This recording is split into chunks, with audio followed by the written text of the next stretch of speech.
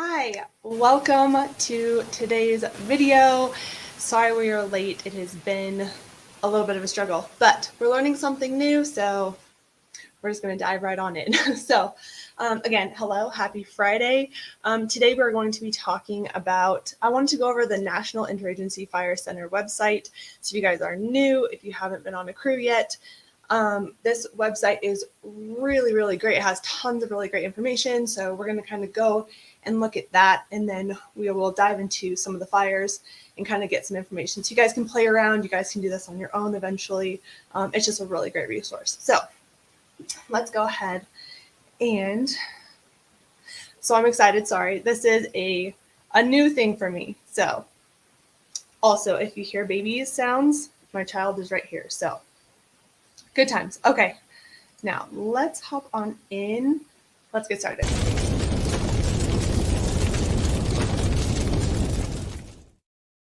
All right, so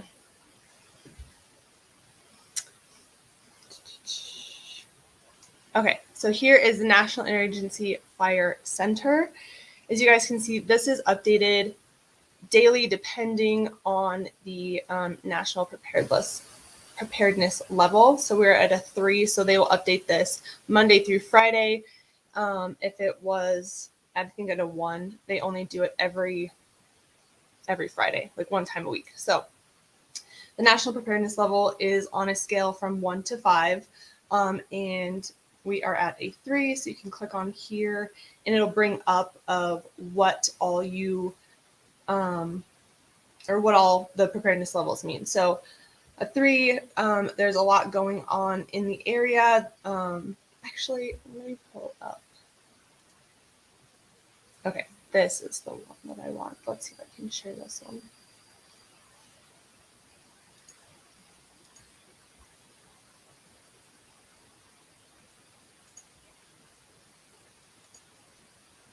Sorry, you're gonna guys have to give me 1 second while I kind of figure this out, but we will get there. We will be efficient eventually. So we'll be efficient. We'll be really good at this. Okay, so this one, here, let's make it big for you guys. So this one, you have 2 or more geographic areas require significant wildland fire suppression resources from other areas. There are 15 to 32 large wildland fires are occurring across the country. 7 to 13 IMTs, which are the incident management teams, are mobilized to wildland fires.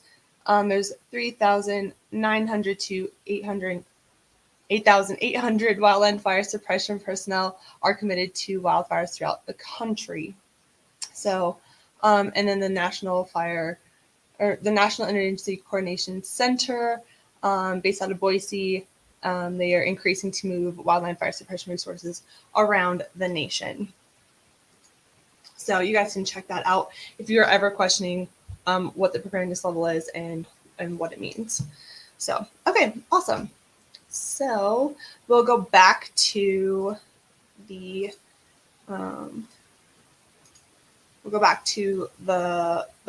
website, the real website, and go through some of the fire information. Okay. So if you click on this national news, this kind of tells you breakdown of everything. There's different ways you can consume this information. So all of this information, you can go to a nice little bundle if you click on this for media and get the fire information page to find national fire data. And it kind of bundles all of this really nicely and very quickly. So there's 94 incidents going on, large fire incidents going on in our country. There's 9 total new fires as of today. There was 8 yesterday, so 1 new one popped off. And then almost 2.5 million acres burned. And there's 6,515 personnel assigned to wildland fires. So we have a lot going on this year. So year to date, we have 5.5 million acres have burned this year. That's the highest out of all of the years since 2019, I believe. And you can go through and we can find that in a chart on here. Like I said, this is just like another way that you can bundle this together, this information. But I really like it because it's nice and neat and quick to consume. And yes, so let's go over here. And sorry guys, I'm learning. I'm sorry. Like I said, we'll get efficient eventually. Okay, so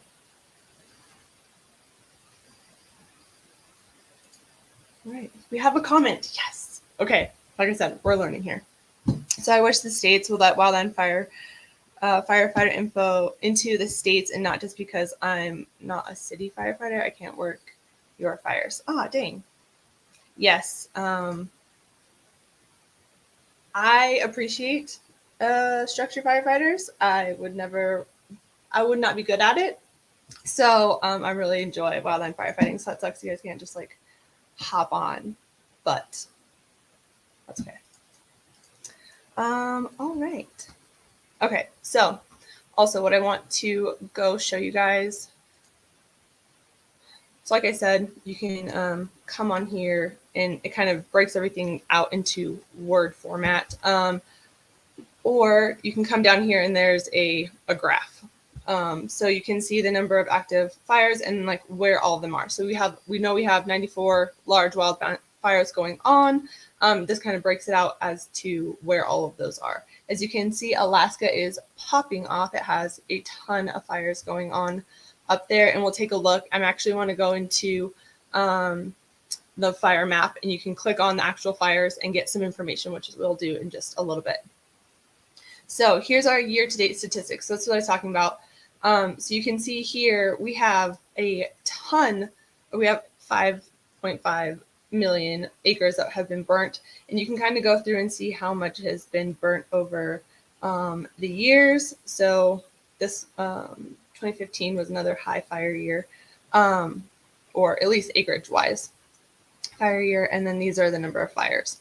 So we are so far, yep, the highest so far, or year to date. So pretty crazy. It's a high fire season, number of fires this season. So I'm sure you guys are out and about on fires. Let's see. Okay. So you can come down here to the current fires. You can expand all of them. You can click into Alaska and it'll open up, break out all of the fires and all the information on there. I like to go onto InciWeb. And let's see if I can share that with you guys.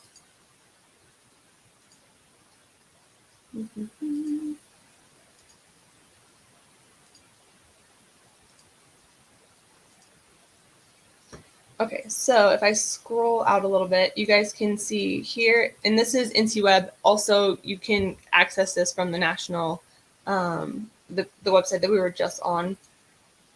The National Interagency Fire Center. You can just click along the top, InciWeb, and this brings up this nice, big, beautiful map of all the fires. There is a legend. You can show legend, so you can see what all of them mean. But you can also just click on them and it says prescribed fire for this one. This is an actual fire. And then this is a burned area response. So, okay. So like I said, I wanted to go up to Alaska and see what was going on here. I've been looking at the bean complex. I thought this was interesting. I mean, there's a larger fire over here, I believe. Yeah, it's a pretty big fire, but it's already contained. So I wanted to do an incident where it's not contained yet. So this was updated 12 hours ago, which, that's fine. So you can just click on it, and then it'll bring it all the information up on it down below. So, let's see. So this one is comprised of 7 different fires. So if you don't know what a complex is, it just means there's a bunch of different fires that are all like right by each other and they start to run into each other, or they're just close enough by and they're going to start burning this fire into this fire. So it makes it into one large fire. It really helps with deciding like who's in charge instead of having an incident commander for the bear fire, the creek fire, the mountain fire. They're all going to kind of be into one, so you have one IC. So it just helps that way. And then also just if they've actually burned into each other, then one fire absorbs another. So this has 7 different fires all in it. If we scroll down, so you can see the cause, it was lightning. You can see the date that it started, the 25th of June, the location, west of Fairbanks, who the incident commander is. Obviously, it's a wildfire, and then the coordinates of it. So you can also see how many personnel are on it. So 248. The total acres percent that has been contained, and the fuels involved. So this is heavy fuels. It's in timber, black spruce, mixed hardwoods, timber litter, stands of hardwood, and conifer mix. And then also you can read some of the significant events going on that fire. So I know there's been quite a bit of heavy rain up there, which is nice.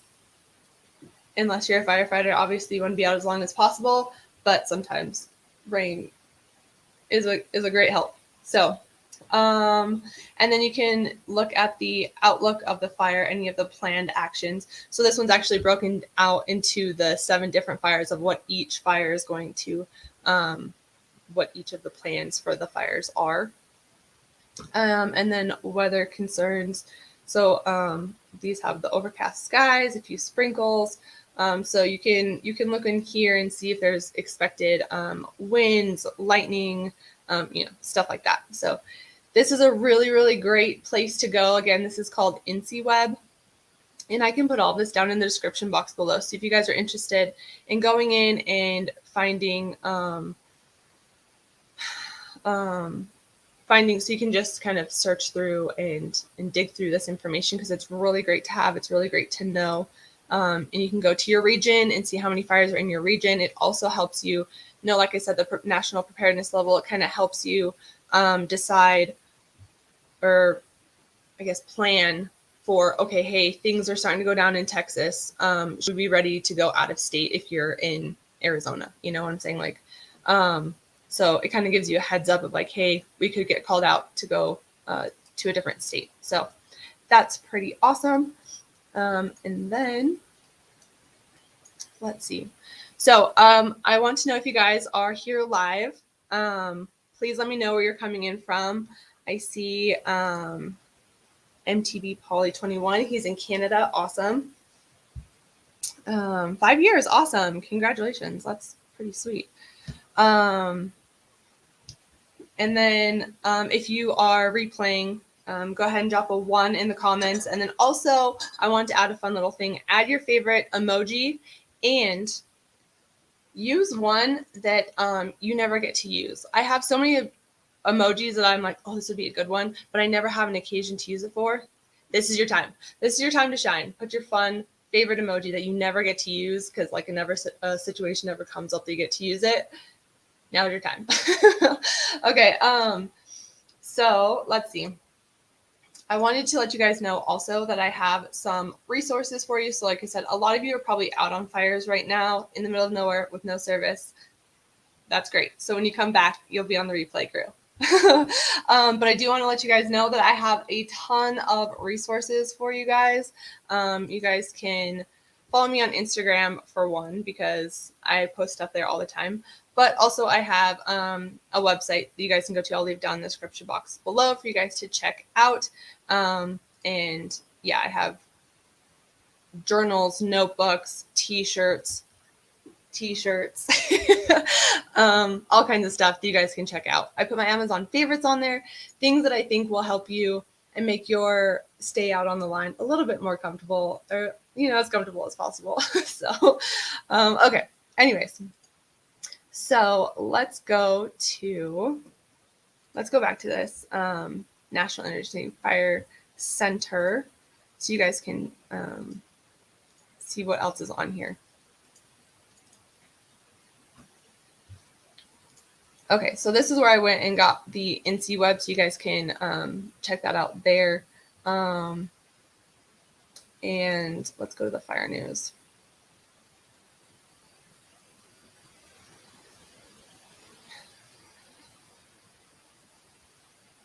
Yeah, actually, I think that's probably all that I wanted to go over with you guys today.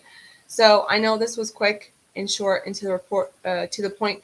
Also, there's one thing I do want to point out real quick before we go: the situation report. So this will have all that information broken out as well, and usually, yes. Okay, so if you've never been on a fire crew before, typically you will do your engine checks, and then you will go in and you will read the situation report. We had to brief it, so every other day, because there was only 2 rookies on my crew, was me and another guy. So it was our job to read the sit report to everyone. They said it would help us be better briefers in case you had to go to a fire and ended up briefing people. So any crew bosses out there, if you feel like that's a good little tip for your rookies, go for it. I don't know if you guys do that already anyways, but ours made us do that. So got really good at reading the sit report. So it has all that information that we went over on the main page, but then you can go to your actual region. So I was in the Great Basin area when I was doing it. So we would just kind of skip, you kind of look at everything else, you know what's going on, but we would mainly go to our area and read what was going on. So they're in a PL3 right now, because you have, when you're talking about the preparedness level, there's one for the different regions, and then you have one nationally, just like the overall. Because you can see here the Great Basin. Oh, you guys can't even see it. I'm so sorry. Why can't you see it?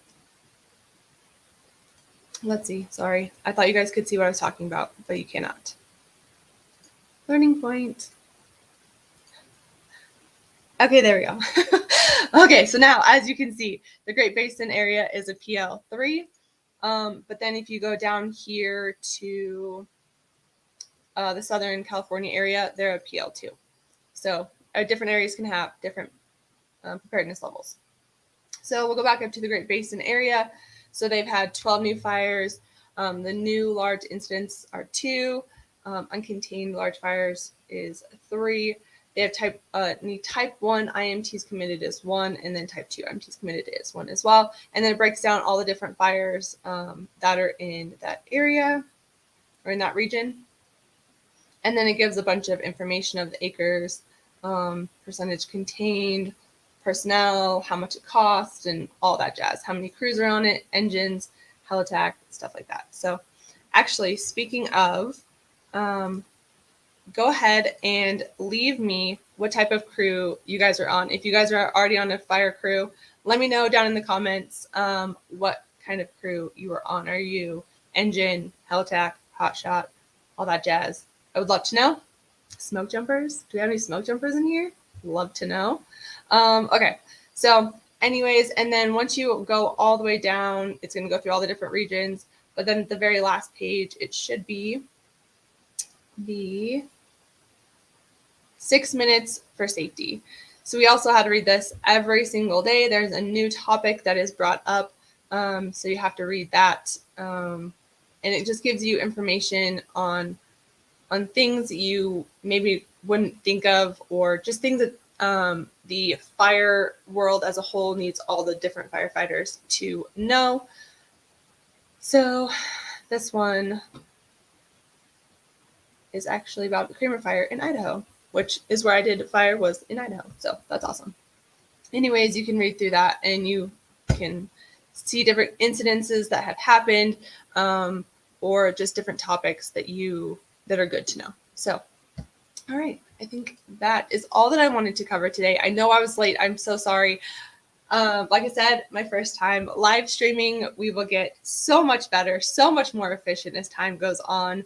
But yeah, so hopefully this was helpful for you guys. And if you guys have any comments, please leave them below.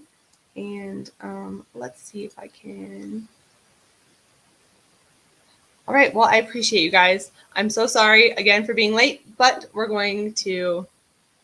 be better next time. Okay, I'll see you guys next time. Stay safe out there. Bye, guys.